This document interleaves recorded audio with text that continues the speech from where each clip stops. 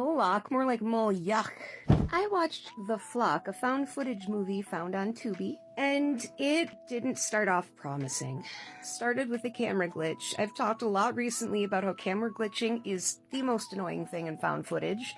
This one, the first shot was a camera glitch. It's split into parts. It starts with a bunch of people talking about going to meetings of a thing called The Flock with their friends or nice people they just met. And then it goes to part one. There are, I think, a total of 4 parts. The first part introduces you to a man who gets kidnapped by a pair of Moloch worshippers. And they tell him to film everything because Moloch hates cameras. That sure is a justification. They tell him not to look in mirrors. They're all really bad actors. That's about it. Part 2, there's a man in the desert who talks about having a kidnapped child. Apparently a bunch of children were kidnapped by this group that is out there called The Flock. The microphone keeps making that awful noise. It must be a certain kind of camera, because a lot of the low-budget found footage movies run into the same exact against like when the wind hits the microphone.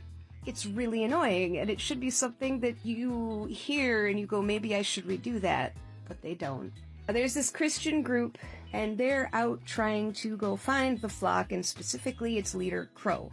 The Moloch worshippers end up getting the guy to the place they were taking him, which is the flock, and the kidnapped guy at one point runs into 2 of the Christian soldiers when he's out of sight of these Moloch worshippers. And they have guns. It doesn't matter who they are, they have guns. There's no reason that he didn't get himself rescued.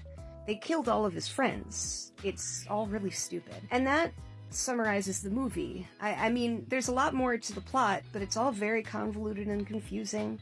They meet the leader, the Crow, and the Christian night people show up and they start mowing them down with not shotguns, jeez, with ARs. And then someone kills a kid and they summon Moloch.